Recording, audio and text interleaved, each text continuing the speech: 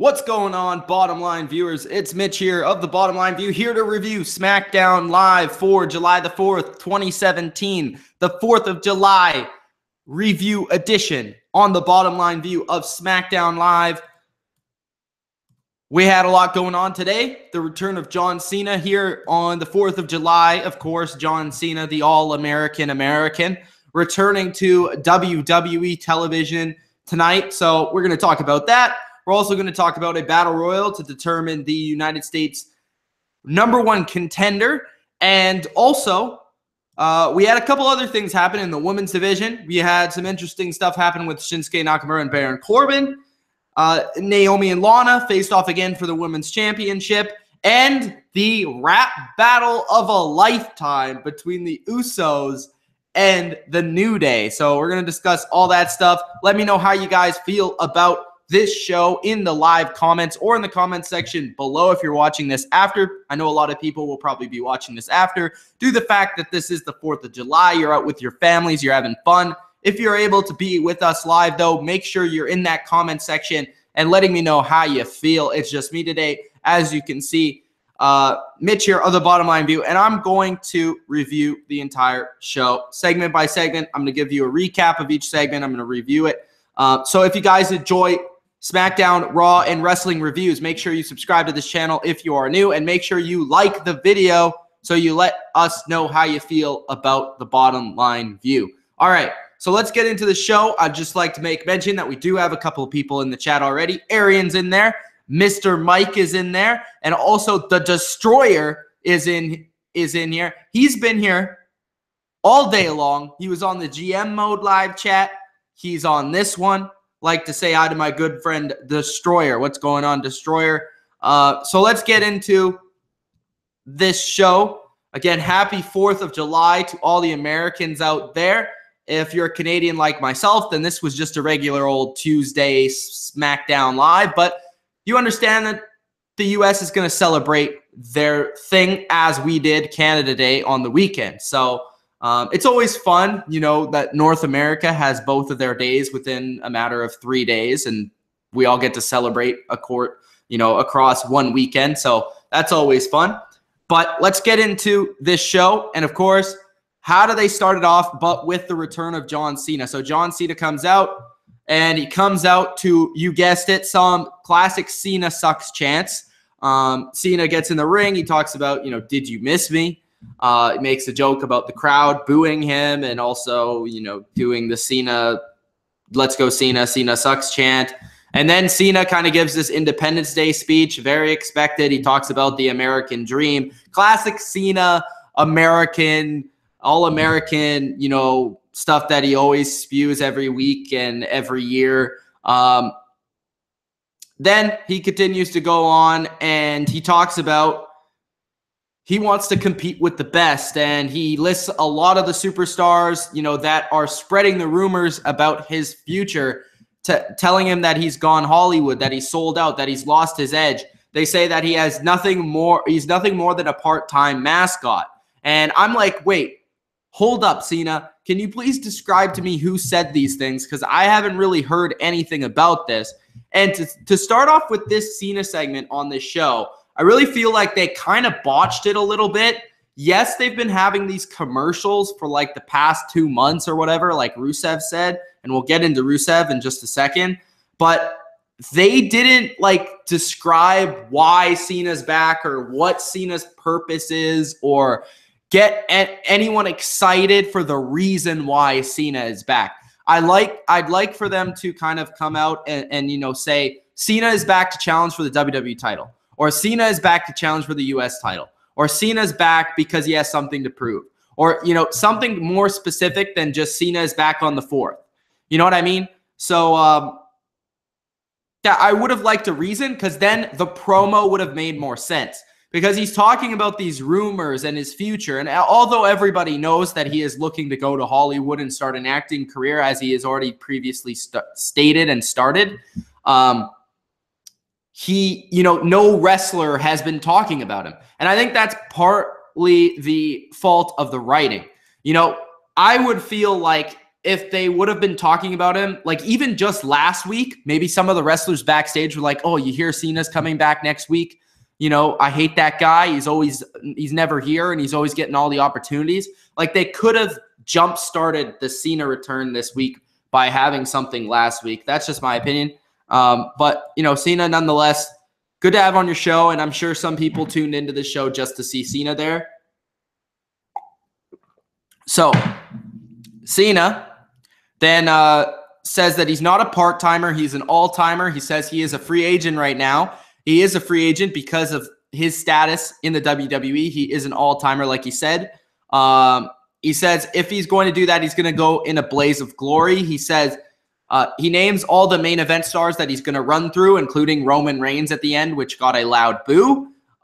He then says, I've never lost the passion for the business. The most dangerous man has nothing to lose. The franchise is back. The champion is here. And today is our Independence Day. So another sentence that didn't really make a lot of sense in this promo was the most dangerous man is the man that has nothing to lose. Well, if you're Cena, don't you have a lot to lose because you're in the middle of transitioning from one career to the other? This is literally the most delicate Cena has ever been. You know, I understand he's kind of playing with house money at this point, but if he does screw up in any way, he could be losing his movie career just like that. So to me, he does have something to lose. So I didn't really understand that point of the promo. But then we have Rusev who comes back and I'm like, comes out. And this is the return of Rusev. And I'm like, wait, why is Rusev out here like the way that they have Rusev come back is through a Cena comeback promo? Like that doesn't make a lot of sense to me. It's kind of like a lame way to reintroduce Rusev. You would like Rusev to come back on a bang, but instead Rusev comes out. Not a lot of people cheer. There was an initial cheer, but a lot of people were confused whether to boo him or to cheer him or what to really do when Rusev came out. And it doesn't make sense that Rusev's coming out to a Cena promo. We've seen this Cena feud before. Cena's beat him multiple times. I don't really want to relive it, right? So we have USA chants while Rusev comes out. And Rusev said, you know, you work so hard. I work so hard that I got hurt while you were off in Hollywood doing your movies. And I love what Rusev does. Like, he does this all the time, but I love this line that he adds to everything. He's like, and whatnot. And I love the way that the accent and the character comes across when he's like, oh, doing your movies and whatnot. Rusev, where is my Rusev comeback commercials? You know, he talks about the comeback commercials that Cena had and that he never had his. And Rusev is mad that he never had those commercials, but because he is a big deal and he wants to be treated like that, he says, you know, Rusev, you deserve that, speaking to himself. And he says, so what I did is send video messages to Daniel Bryan, to Shane McMahon, but nobody responds to me. Nobody ever responds to me. I was waiting and I didn't want to wait no more, so I'm coming back tonight. And he says, you aren't taking any more opportunities away from me. He says, America is a joke just like you. Just like the all-American dream is a lie. So then he continues to go on, and Cena's going back and forth with him. He says that the Bulgaria Independence Day, we march and we show our strength. And what do Americans do but stuff their faces with cheeseburgers and hot dogs? I thought that was a good line.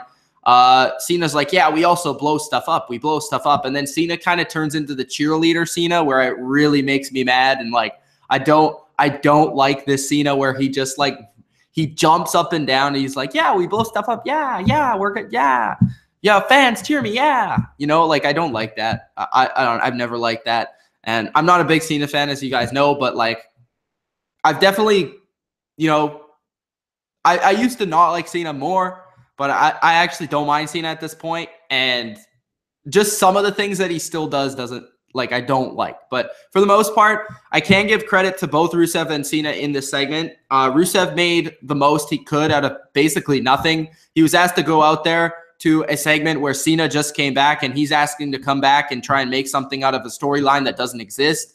And I thought Rusev did a good job with that. And I also thought, you know, you could see Rusev is great with the crowd. He's great on the mic. He's a good actor. Cena's out there. And something I will appreciate about Cena is in his promos, he's very passionate. He's one of the most passionate promo cutters there's ever been. And that's something that he brings to, you know, wrestling television that we don't see a lot of anymore. There's not a lot of passionate promos anymore. There's very minimal people that do cut those passionate style promos that Cena can do. And I do appreciate what Cena brings in that regard. Cena at the end, it got really cheesy where they started doing the USA chants. JBL calls Cena the GOAT, which is absolutely false.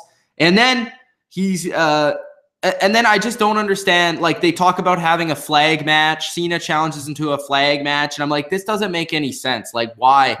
Like, you want Rusev to come back on the show and then lose, or just, it doesn't make sense to me. You know, I don't get the backstory of this. I don't get why this is happening. I don't know. It's kind of confusing. And I think it would have confused a lot of people that were watching this.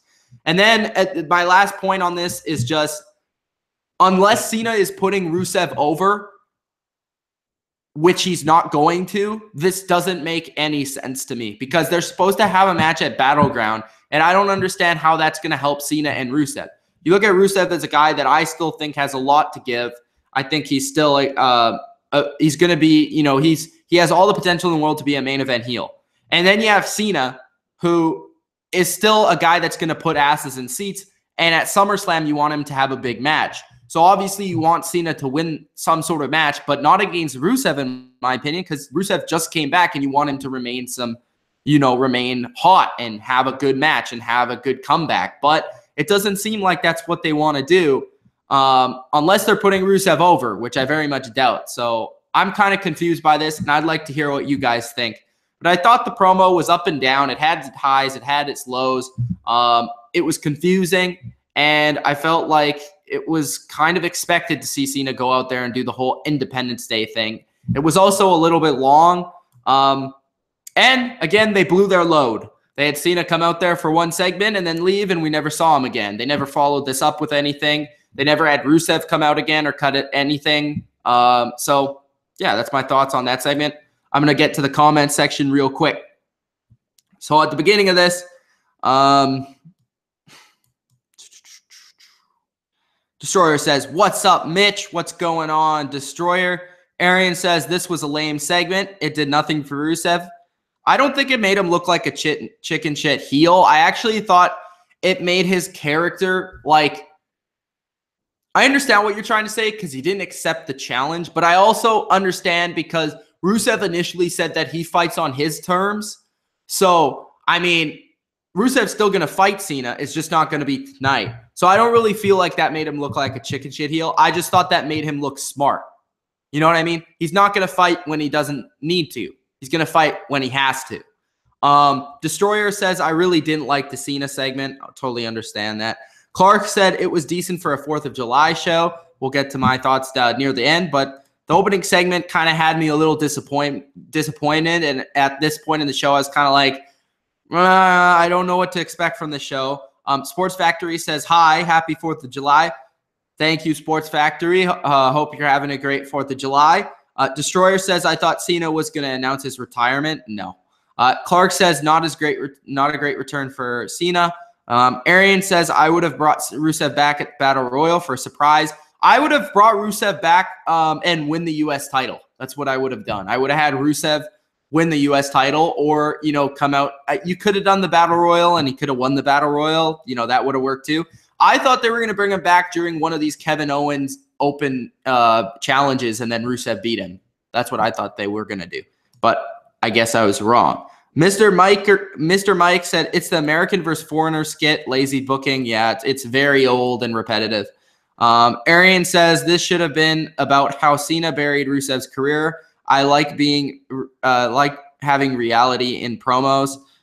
Yeah, I do too. Destroyer says, "I don't like Cena." Mr. Mike says, "I respect his 15 years, but he's just the WWE mascot." At this point, he kind of is. Like, I understand his role now. His role is to come back occasionally and, you know, have a match with somebody at a big pay-per-view so that they can pull some money and get some people to watch. You know, that's why they still have him around, because there's not many wrestlers that are actually as popular as Cena, believe it or not.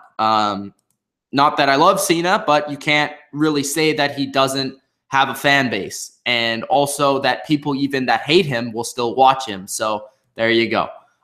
Then they have Daniel Bryan, Chad Gable, and AJ Styles backstage. little promo here, and Brian says that he's sick of Kevin Owens. Or he says he's sick of Kevin Owens and getting messages from him saying that, you know, Gable and Styles are getting opportunities that they shouldn't be given. Daniel Bryan says that there's going to be an Independence Day Battle Royal. It's going to be for the #1 contendership to face Kevin Owens at Battleground. He then also says that you two have had your opportunities at the title. So what I'm going to do is, if you face each other, and the one of you that does win is going to enter into the Independence Day Battle Royal. So Gable and Styles are up next. So what happens? Styles wins, blah, blah, blah, blah, blah. You know, okay match. Then we fast forward to Mojo Rawley and Zack Ryder backstage. And Mojo is sitting on a chair. Zack Ryder asks him if he's still thinking about last week. Then Zack Ryder basically plugs the fact that they're both going to be in the U.S. title battle royal. He talked to Daniel Bryan, and they're both going to be in it. Mojo said he made a mistake because he's the king of battle royals because he won the Andre the Giant battle royal. So there's that. Not much to say about that. Then we continue on. We got the Carmella-bration. Also, what I want to say about the Mojo and Zack Ryder thing is I've heard rumors that they're going to kind of split up on each other and have a feud, and it seems like that's where they're heading later tonight once we see that. So I like the fact that they kind of played, you know, some sort of a thread in the story of Mojo and Zack tonight. They had 2 segments instead of just 1, so that's not a terrible thing. Then we have this Carmella-bration. And James Ellsworth says that he's canceling Independence Day. He's here to celebrate a Carmella-bration, the first, second, and only Miss Money in the Bank Carmella. Carmella laughs and, you know, asks the audience, you know, why she thought anybody else was going to win, and basically shoves it into people's faces that she is the Money in the Bank winner. She then says that the crowd wanted to rewrite history, but you can't always get what you want unless your name is Carmella. I always get what I want, and now I have all the power. I get to decide when and where I defeat the SmackDown champion, Naomi. That was very simple. I liked a couple of the lines by James Ellsworth. I like the fact that Carmella is coming out, and she's won it twice, and she's shoving it in the fans' faces after the fans hated her winning the first time and how she won the first time, and that she won the second time in very similar fashion. So I enjoyed the Carmella thing. Carmella is currently my favorite woman on the roster. Used to be Alexa Bliss. Now it's Carmella. I like them both going back to NXT. I think Carmella's killing it every single time, so that's why I enjoy Carmella. Naomi comes out, and I just find it hilarious that she came out in full entrance. Like, somebody says that I get to decide where I defeat the champion, Naomi. And Naomi comes out and does her full entrance, has a smile on her face, and feels the glow. Yet she's supposed to be angry and supposed to come out without the entrance. You know, the lights can go off, the music can go on, but Naomi should just walk out and be like, no, that's not what's going to happen. But instead, she does her full entrance. It just doesn't make a lot of sense. It actually made me laugh. Carmella then says, you know, which I thought was hilarious because I was thinking the same thing. It's like, she's like, get on with it. Like, get on. They're showing her during Naomi's entrance, and she's like, come on, let's go. Like, why are you taking so long? I thought that was pretty good. Also, they changed Naomi's title so that it's glowing. I don't know if this was the first week or if this was the first time I noticed it, but Naomi's title now glows. So that's kind of cool, actually, and makes her stand out a little bit.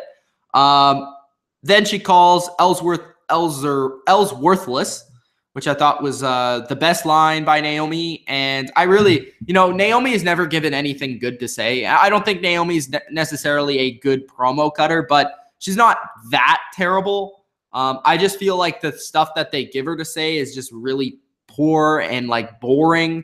But nonetheless, she goes on about Ellsworth, and she goes on about Carmella. She talks about how she's the women's champion, and this proves it. She then says, you know, somebody is here for Ellsworth. So Daniel Bryan comes out. Daniel Bryan says that he's barring Ellsworth from the arena. He is fining him $10,000, and he suspends him for 30 days. I thought both Carmella and Ellsworth did a good job of selling that. And I thought it was great how Carmella like ran Ellsworth out of the ring because Daniel was like, if you don't leave right now, I'm stripping Carmella of the Money in the Bank. How many times are you going to strip Carmella of the Money in the Bank? Daniel, this makes no sense that you're the face and you continue to strip Carmella of the Money in the Bank.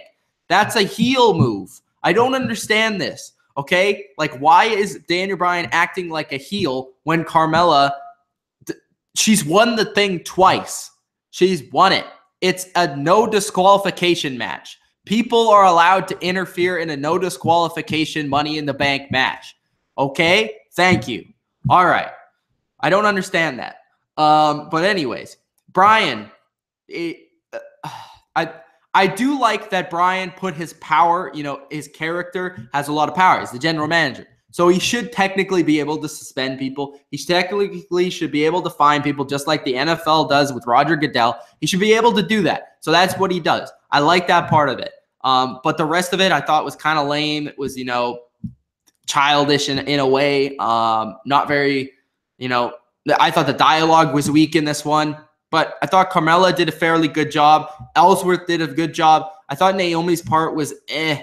And I don't understand what they're trying to do with Daniel Bryan. Is he a face? Is he a heel? I understand he is a face, but the way that he's coming across is as a heel when he's talking about Carmella in this fashion and trying to strip things away from Carmella when she deserves them and she's won the right. So that part of it doesn't make sense to me. I hope you guys respond to that and see. I want to know what you think. Destroyer says, I seen AJ Styles winning. Arian says, I like Cena, but he buried some people that shouldn't have been buried. Rusev, Bray, Wyatt, and Wade Barrett. He's buried many people that I don't think should have been buried. Destroyer says it was so predictable. Arian says they should have had Zach turn on Mojo last week when they lost.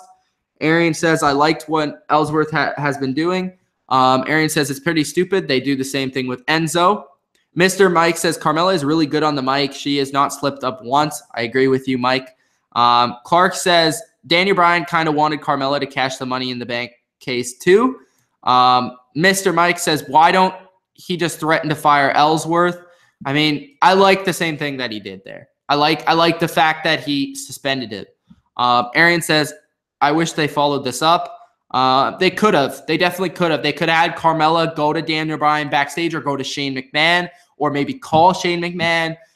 Or they could have had Carmella and Ellsworth talk backstage.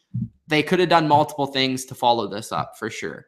Carmella says win the title on her own. They want her to win the title on her own, I guess.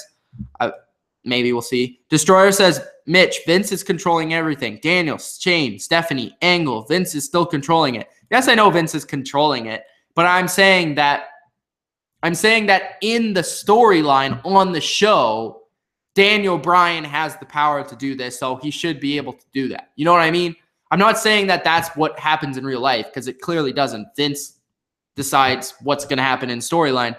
You know, I'm saying that Daniel has the ability. I'm not talking in a real sense. I'm talking in a storyline perspective and a writing perspective. So then we go next to Naomi versus Lana, and I don't have anything else to say. Naomi wins again in like 5 seconds. It's the live burial Lana. The only thing that intrigued me here is that Tamina came out and she literally said nothing, and she just said, Lana, get up, and they left together. So what this says to me is that Tamina is rather going to be like the manager for Lana, or she's going to be like the teacher or something. I don't know. Like, I don't understand what they're trying to do here.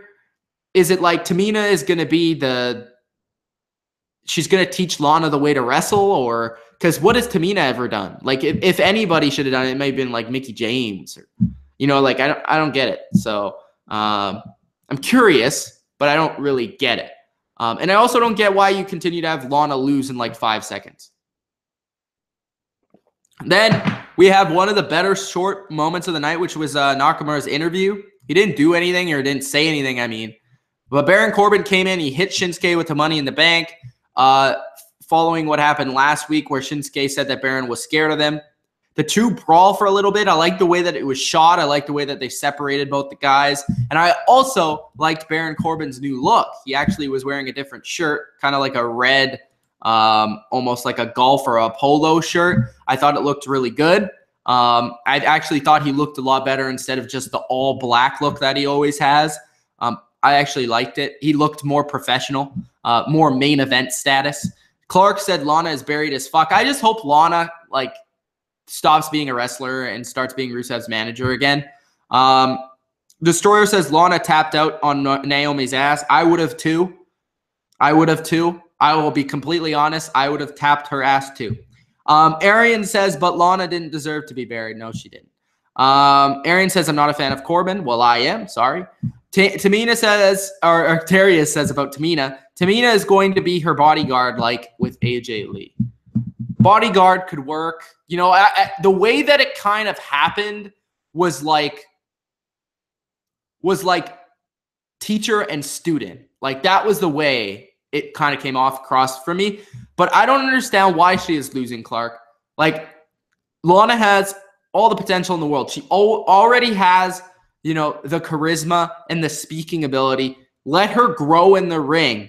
You know what I mean? We'll see what happens. I'm not completely giving up on her yet. I just don't like the way she's been booked so far.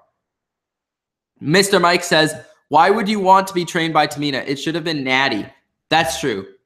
Natty could work. I didn't think about Natty. I thought about Mickey. Natty could work too.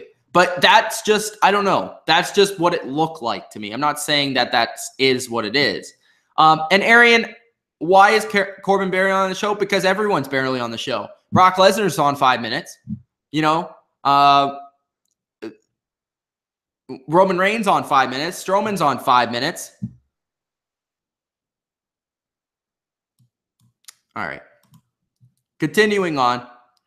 They have the Usos with the Uso Day Ones versus New Day and the New Day gang, or whatever they're going to call them, in a rap battle. The host is Wale, real-life rapper, cool guy, and also wrestling fan. I thought Wale did a great job. First off, I thought Wale did a good job in this. A really good job, actually. I thought he was really entertaining. He fit in well. He reacted well. To a lot of things that seemed like they were rather unscripted or a little bit bold. I thought that this was good. And I thought Wale did a good job in it too. Okay, so first question. Why is New Day dressed like Apollo Creed? Was that like supposed to be the gimmick? Like they're dressed like Apollo Creed because they're the New Day. Is that just me? Did anyone else notice that they are dressed like Apollo Creed? All right. Next, Wale says to keep it clean, all bars, no stars, don't touch the merchandise. So New Day starts off the rap battle. And I like how because a lot of times I don't think they've ever done like the people behind them, like the groups. But I thought it made it look better, and it like looked more like an event kind of thing. I thought it was cool. New Day says, I'm only writing down some of the like more memorable lines. I'm not writing down the whole rap because that would take me forever. But New Day, I think it was Big E who started off. He says, you guys, all you did was dart matches and pre-shows. That's all you got before the New Day. Another line he said was Chucky Cheeks because you're both bums. We call you Chucky Cheeks because you're both bums. He then says, say hi to your pops, because even Rikishi knows that the New Day rocks. I thought those lines were all pretty good from Big E. Then we had the Usos respond to them and say unicorns and stampedes and getting these double Ds. Okay, so they're like, New Day get the unicorns and stampedes, and all we get is the double Ds. He then says that you're 5'5", but you're really 5'3". And then they're like, yeah, we'll talk about that later. We'll talk about that later. We'll talk about that later.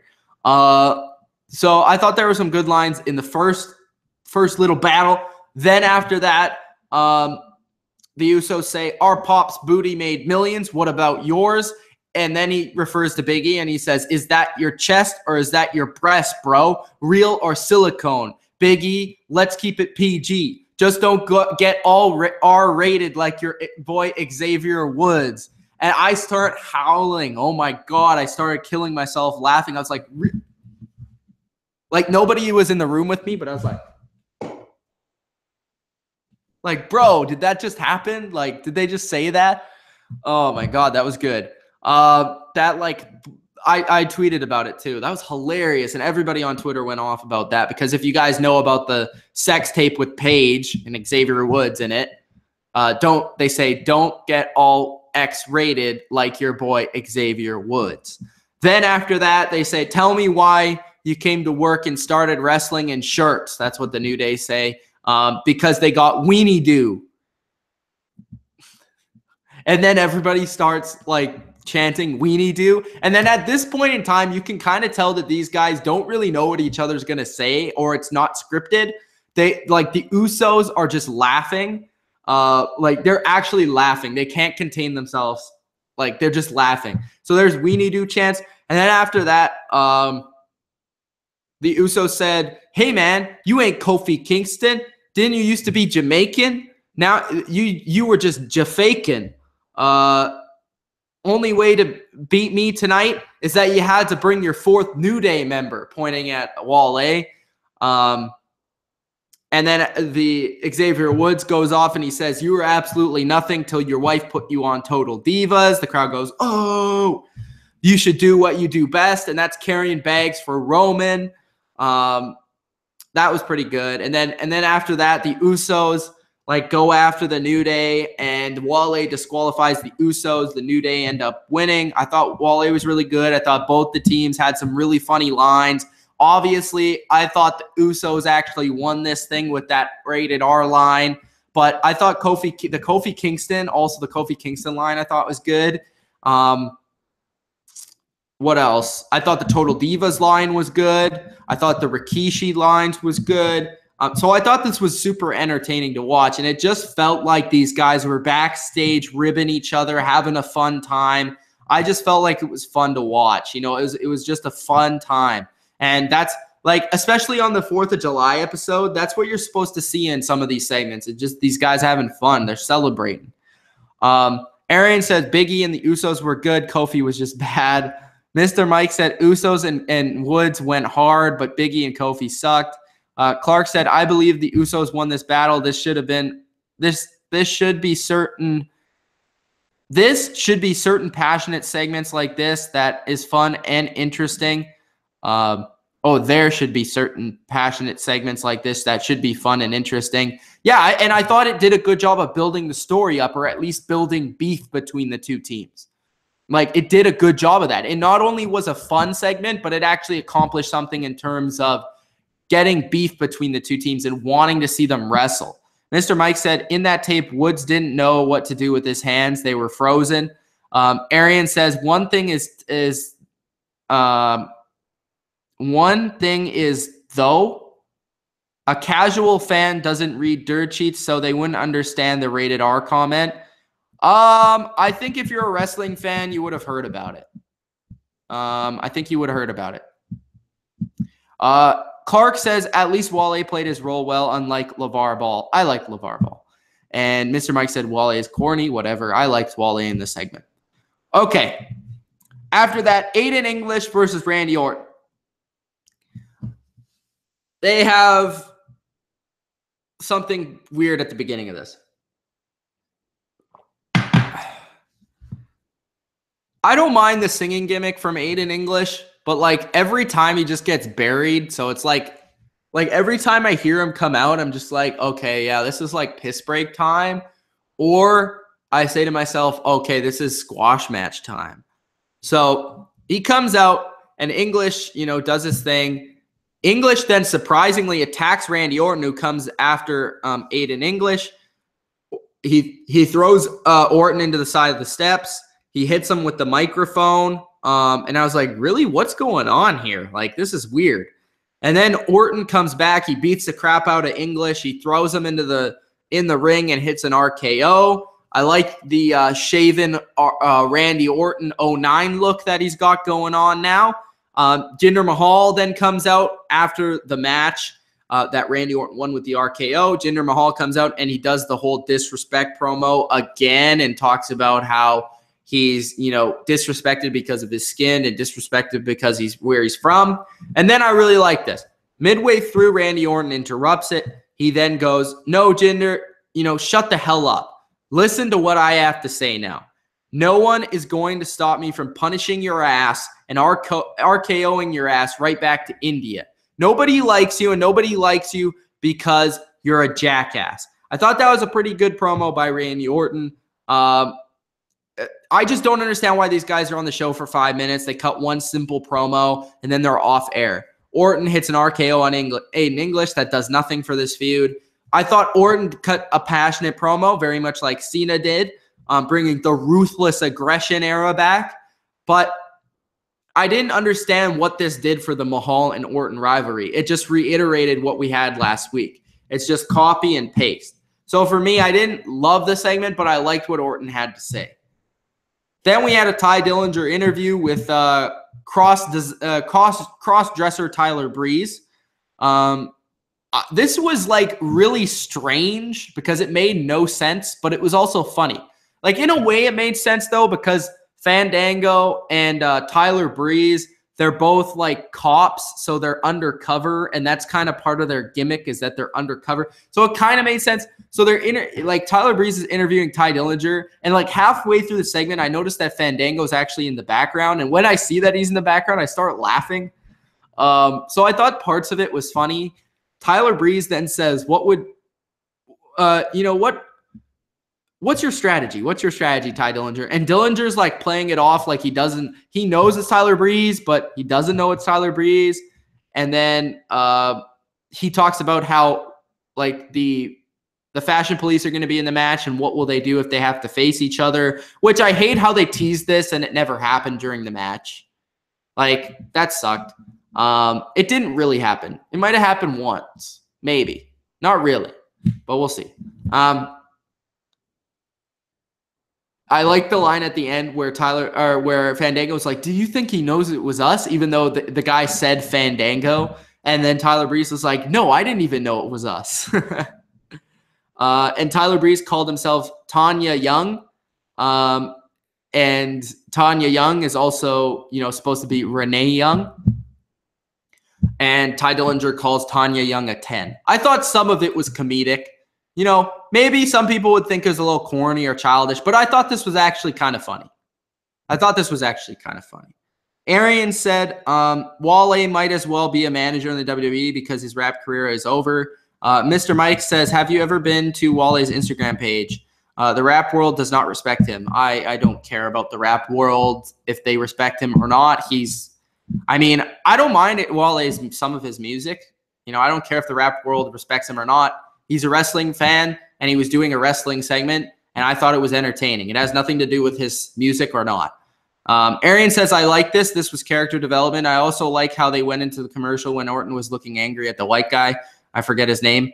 Eric says that segment was funny. Fandango should have hit him in the head. Maybe. I don't know, because they're not heels, so I don't know if that would have made a lot of sense. Arian says it would have made sense since they would take him out in the Battle Royal. I used to love his old music. Eric Clark said the rap battle was really funny. Yes, I thought it was too. I already talked about it though, so you can, if you missed that, just go back a little bit and you'll be able to see that. So after the Ty Dillinger interview with crossdresser Tyler Breeze, aka Tanya Young, I like how Renee Young actually reacted to that and laughed about it and talked about the dress and everything. That was good. Then she has an interview with Maria and Mike Kanellis, and I still don't know why anyone would know who these people are, because they debuted on a pay-per-view and they've been in dark matches, and that's it. But I liked Maria's. Maria definitely delivered on this promo. She's very good with her delivery. She's gotten so much better, man. She got a lot better when she was in TNA. And it's actually funny that Maria, I'd like to see Maria make a joke about like one of these girls that is doing the interviews, because that's what she used to do. And she used to be like the ditzy chick. I would be intrigued to see if they did that once. Because her character is that she's like this like powerful woman, and Mike takes her last name, and Mike, like she's like almost a goddess to Mike kind of thing, right? So if Maria like was trying to empower the interview chick, I thought that would be pretty funny. And I think some fans that have watched wrestling for a while would get it, and I think it would be pretty funny. So Maria talks about love and how it's undeniable and how it's timeless and how they have the power of love. And Mike says, "Isn't Maria perfect?" And then you see the camera go off, and I was like, what the hell's going on? And they like showed arena shots. And then you see Sami Zayn, and he knocked over something backstage, and he interrupted the kiss between Mike and Maria. That was the second week straight. I don't understand how in the Battle Royal they didn't have them come out and interrupt and beat up Sami Zayn. I don't understand why Maria didn't go out with Mike and tell Mike to beat up Sami Zayn in the middle of the Battle Royal. That didn't make a lot of sense. I don't understand why this feud hasn't started, because it's happened 2 weeks in a row now. Why would Maria and Mike not be mad, especially being heels, that the fact that Sami Zayn is ruining their moment every time? So that's interesting. I also liked the reference to Huey Lewis and the News, Power of Love, which is the song that plays at the beginning of Back to the Future, which is one of my favorite movies of all time. So I just wanted to give that a shout out. Then we have the U.S. title battle royal, which is the main event of the night. Owens is on commentary. He plugs his new DVD, which I'm probably not going to watch. But if you do, more power to you. My question about the DVDs is, why are they not on the WWE network? I've heard a couple of them are, but not a lot of them. Why aren't they on the WWE network? It's a network, and you don't have your DVDs on it. Okay. I thought this Battle Royal was very poorly done from a booking perspective. Like, they could have had so many different stories wrapped into this match. They didn't have Gable in it, but they had Jason Jordan in it. That's weird. You know, why did that happen? And why didn't Gable come out and try and help Jason Jordan? Mojo. Okay, so they had the Mojo story. They had one story in this. But they could have utilized this almost like a Royal Rumble in the way that they do so many different stories and so many different things in one match. Eric Rowan. I don't understand why Eric Rowan eliminated Mojo Rawley. Like, why? That didn't make a lot of sense.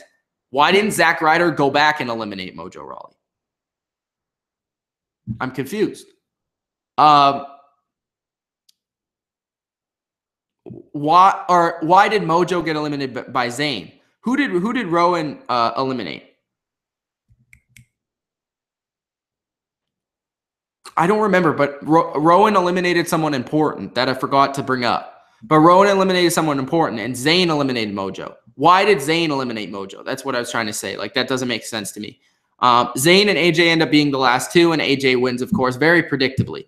But there are so many situations in this match where you could have made a story out of something in the match, and they just decided not to. And a lot of the eliminations by certain wrestlers didn't make a lot of sense. You know how you watch a Royal Rumble and every elimination will be done by somebody that makes sense?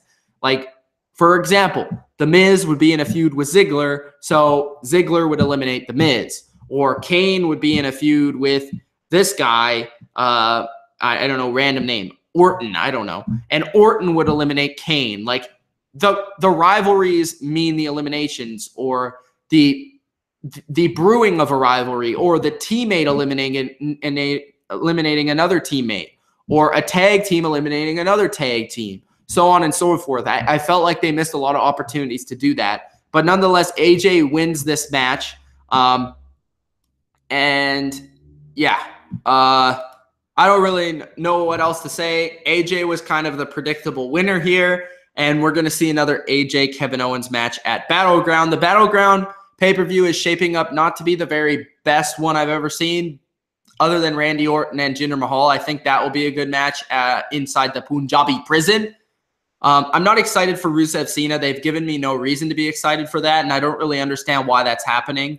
The other match would be Styles and Owens, and I think Shinsuke and Baron Corbin will probably happen on that show as well. So, I don't know. This was an okay episode for July the 4th. I don't think it was a good episode for a regular week, but I thought it was an average episode considering what we've gotten on things like Christmas and things like July the 4th before. I feel like this was a better segment than we've seen in the past, but I still don't think it was very good. I did really like the battle rap scene. I thought the Fandango and Tyler Breeze interview was funny. I thought I liked the Baron Corbin and Shinsuke Nakamura thing. I liked the part of the end of the Carmella thing, and that was about it. So I would probably give this show like a 4 out of 10. I don't think it was a 50% type of show. I'm giving it a 4. On an average week, it would probably be like a 3. But okay, I'll give it a 4.5. This week, I'll give it a 4.5. But I feel like on a regular week, this would have been a disappointing episode, if you know what I mean. So let's get to the comments and let's get out of here. Destroyer says Fandango is kind of underrated. I would agree with you. I think this tag team, Fandango and Tyler Breeze, is very good, and I think they deserve the championships at some point. Eric Clark says, and then Sammy interrupted them again. Arian says they should have had Mike cost Zayn the match. Yeah, that's what I said. Destroyer said, I'm getting the Kevin Owens DVD. Arian says, I have a question, Mitch. Did Vince Russo show his seminar on the VIP network, or was it exclusive to people? It was exclusive to the students. I actually tried to email him to see if I could get in, but I wasn't able to get in. So hopefully next time I'm able to get in. But no, he didn't show it to the VIPs, which I think he probably should. I think that would be a good idea. Arian says they're burying Luke Harper. I don't know. You know, whatever. Luke Harper is very talented, but they have no direction for him whatsoever. Mr. Mike says, why didn't Mojo win? I don't know. Because they're doing a feud with Zach. I don't know why AJ won. I thought the AJ choice, I think Kevin Owens and AJ Styles have kind of run its course. It's very boring. Nothing has really happened with it. It's not entertaining at all. I feel like they could have went a different direction and nobody would have been mad.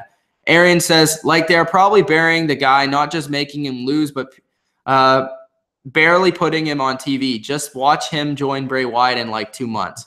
Maybe. I wouldn't even mind that whatsoever. Destroyer says, I wanted Dillinger to win. Clark says 5 out of 10. Arian says, I see why they did the match with Styles versus Chad so that Styles would be highlighted. The commentator would put the fact that Styles won the match earlier in the night. Yeah, I understand why they did that, but I don't understand why he won again, because I'm not interested in Styles and Owens anymore. It's just boring. Mike says I'm a Mojo fan. Arian says Styles has 0 character development. Yes, that's true. Other than the face that runs the place. Anyways, guys, I hope you enjoyed this episode / review of the Bottom Line View Smackdown live review and reaction. It's Mitch of the Bottom Line View. If you enjoyed, hit that like button. Subscribe to the channel for more wrestling and sports here on the Bottom Line View. Also, with the wrestling and the sports, I'm bringing out a series review kind of thing. If you guys know Carolina Calvin, I've been on his channel numerous times for superhero movie reviews and other movie reviews in the past. But this time he's going to join me on my channel, and we're going to be talking about the original Sam Raimi, Tobey Maguire Spider-Man series. That will be a review. It will be coming out on this channel before Spider-Man Homecoming comes out. That's one of my favorite series of all time, some of my favorite movies of all time. I felt like it was worth talking about, even on a sports channel. So I want to put it out there. And if you guys are fans of those movies or anything, check it out, because it was a fun time to do the review with Carolina Calvin and revisiting these great movies that helped make the superhero genre what it is today. So make sure you guys subscribe, like the video, and a lot more NFL, WWE, NHL coming soon from myself. Hope you guys have a good night, a nice 4th of July. Enjoy the fireworks. Peace out.